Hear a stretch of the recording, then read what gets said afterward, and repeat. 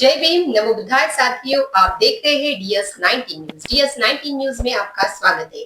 अगर आप इस चैनल पर नए हो तो चैनल को अभी सब्सक्राइब करें और बेल आइकन की घंटी दबाना ना भूलें ताकि इस चैनल की वीडियोस आप तक पहुंचते रहे।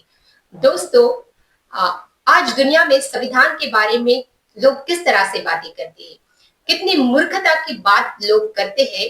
जो अविचारी लोग हैं वो बाबा साहब को मिटाने की बात करते हैं, वो बाबा साहब के संविधान को खत्म करने की बात करते हैं। क्यों? क्या इस देश में वो गुलामी चाहते हैं? स्वतंत्र नहीं चाहिए इस देश को? आज इस देश में हजारों जाति, धर्म, पंथ, अनेक भाषा, रूढ़ी, परंपरा, अनेक संस्कृति के लोग एक साथ ही तो इस देश में रहते हैं और हर एक अपनी प्रगति भी कर रहे हैं। तब यह बात ध्यान में आती है कि बाबा साहब ने इस देश को कितना अच्छा संविधान दिया है, जिस संविधान के कायदे कितने महान है। क्योंकि 1949 के बाद ही 1950 में यह संविधान भारत में लागू हुआ और संविधान के बदौलत ही तो इस देश की प्रगति हुई है। इस संविधान सभा में बाबा साहब ना आए, इसके लिए तो कितने लोगों ने प्रयत्न किए, जबकि बाबा साहब तो बुद्धिवादी, दुनिया के हर एक कायदे की जानकार थे। वो इतने बड़े अभ्यासक थे कि स्वतंत्र भारत की इस घटना समिति निर्मित प्रक्रिया में बाबा साहब न आए, इसके लिए बहुत से कांग्रेस नेता काम कर रहे थे। जिन्हें लौह पुरुष कहा जाता है वो वल्लभ भाई पटेल, उन्होंने तो ये बोल के भी दिखाया था कि डॉक्टर अंबेडकर का संविधान सभा में न आने के लिए हमने सारे रास्ते बंद कर दिए हैं। उन्होंने ये कहा था कि हमने सारे दरवाजे, खिड़कियां और हमने वो तागाने भी बंद कर दी है कि बाबा साहब अब संविधान सभा में न आएंगे। उन्होंने क्या किया था? डॉक्टर बाबा साहब अम्बेडकर भारत के संविधान बनाने के लिए देना उनको बिल्कुल ही वो इच्छुक नहीं थे।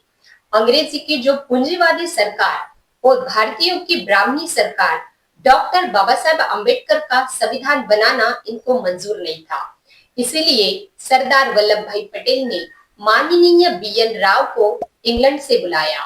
उनकी अध्यक्षता में एक शिष्टमंडल बनाया। वह शिष्टमंडल दुनिया के सभी लोकतांत्रिक देश में घूमकर माननीय बीएन राव के लिए एक काबिलियत का एक प्रशस्ति पत्र हासिल करने वाला था। यह शिष्टमंडल Australia, Canada, America, Switzerland, France घूमते घूमते आखिरकार जब इंग्लैंड पहुंचा, तब उन्होंने पॉलिटिकल साइंस के जो ऑक्सफोर्ड यूनिवर्सिटी के हेड ऑफ द डिपार्टमेंट माननीय आइवर जेनिंग से जब भेंट की, तब माननीय आइवर जेनिंग को बीएन राव की मुहिम का पता चला।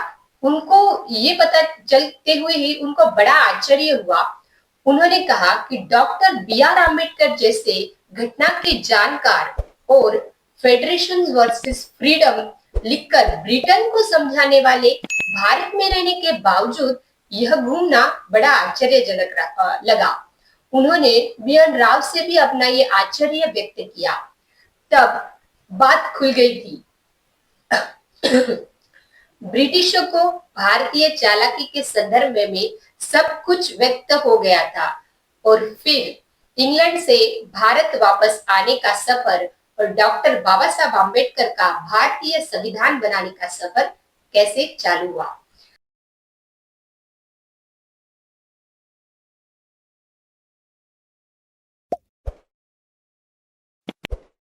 जब वल्लभ भाई पटेल ने ये तो कह दिया था कि संविधान सभा में आने के हर रास्ते हमने बंद कर दिए थे, फिर भी बैरिस्टर जोगेंद्रनाथ मंडल इनके सुझाव से बाबा साहब बंगाल प्रांत से लड़ी और वो लड़ाई जीती भी।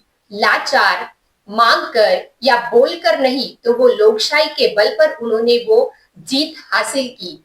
तभी यह बात सभी के समझ में आ गई थी कि डॉक्टर अंबेडकर ये कैसे व्यक्तिमत्व है।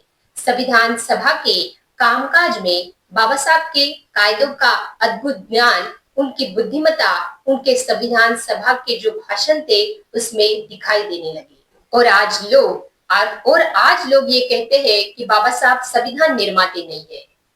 15 अगस्त 1947 को क्या हुआ?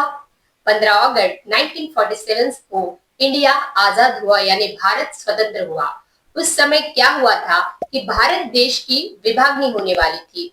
उस समय बांग्ला प्रांत को भारत से अलग करवाया। इसके कारण बाबा साहब का जो संविधान सभा का जो सदस्यत्व था, उसे वो खत्म होने वाला था और वो खत्म भी हो गया था, क्योंकि जबकि बाबा साहब को संविधान सभा के आने के सब रास्ते बंद करवाए थे, फिर भी बाबा साहब बंगाल प्रांत से चुनकर आने पर संविधान सभा में जाते हैं और भारत का जब स्वतंत्र होने पर विभागनी के दौरान जानबूझकर बाबा साहब ने जिस प्रांत से चुनकर आए, वो प्रांत जानबूझकर पाकिस्तान में डलवाया गया। देखिए मनुवादी की कुटिल मानसिकता यहाँ पे दिखाई देती है। वो तो बिल्कुल यह नहीं चाहते थे कि बाबा साहब संविधान सभा में आए, इसलिए उनका सदस्यत्व किस तरह से रद्द हो, ये विभागनी के कारण हमें दिखता है। फिर भी डॉक्टर राजेंद्र प्रसाद पत्र लिखकर खुद कहते खत्म होने वाला था और वो हो भी गया। फिर जिस तरह से बाबा साहब के संविधान सभा में 20 जुलाई 1946 से जो भाषण हुए थे, तब जो संविधान सभा के जो अध्यक्ष थे डॉक्टर राजेंद्र प्रसाद, और सभी को यह बात समझ में आ गई थी कि संविधान निर्माण का महत्वपूर्ण जो कार्य है वो बाबा साहब के सिवा कोई नहीं कर सकता। फिर मुंबई प्रांत से डॉक्टर बाबा साहेब आम्बेडकर को डॉक्टर जयकर इनके जगह पर लेने के लिए खुद उन्होंने पत्र से डॉक्टर राजेंद्र प्रसाद ने कहा था। जुलाई 1947 में बाबा साहब अपने ज्ञान की कौशल्य से संविधान के निर्माता बने, क्योंकि उनके पास ही वह विद्वत्ता थी। उनके पास बाबा साहब के सिवा कोई विकल्प नहीं था। बाबा साहब संविधान सभा के घटना मसौदा समिति के अध्यक्ष बने 30 अगस्त 1947 को। बाबा साहब ने क्या कहा था? राजकीय संदर्भ में बाबा साहब कहते हैं, सामाजिक जीवन में समता नहीं अपनाएंगे तो राजकीय लोकशाही खतरे में आ जाएगी। इसलिए समता जरूरी है और वह बाबा साहब के संविधान की वजह से ही है। और बाबा साहब ने हर एक व्यक्ति के लिए स्वातंत्र्य, समता, बंधुता, न्याय और हर व्यक्ति को व्यक्ति बनकर जीने का अधिकार, वो भी संविधान से ही जीने का अधिकार दिलाने के लिए 2 वर्ष 11 महीने 18 दिन ही नहीं, बल्कि उस संविधान निर्मित के कार्य में दिन रात परिश्रम किए, जिसके वजह से ही बाबा साहब की जो प्रकृति थी वो भी गंभीर हो गई थी। अगर बाबा साहब संविधान नहीं लिखते तो अस्पृश्य को न्याय मिला रहता, पिछड़े वर्ग के लोगों के लिए संविधान में कोई प्रावधान होते, हर एक को क्यों समान अधिकार दिए होते। बाबा साहब अम्बेडकर की ही वो सोच है जो हर एक व्यक्ति को मंत्री, आमदार, खासदार एवं राष्ट्रपति बनने का अधिकार दिलाता है। आदिवासी को कौन कहता, ओबीसी वालों को कौन कहता, महिलाओं के लिए कौन खड़े रहता, यह सब बाबा साहब की ही देन है। यह सब बाबा साहब की वजह से ही है। बाबा साहब के संविधान की वजह से ही है। अगर किसी और ने संविधान लिखा होता तो यह सब नहीं होता। सोचने वाली बात है दोस्तों।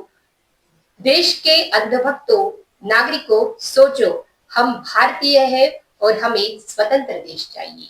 जय हिंद, नमो बुद्धाय।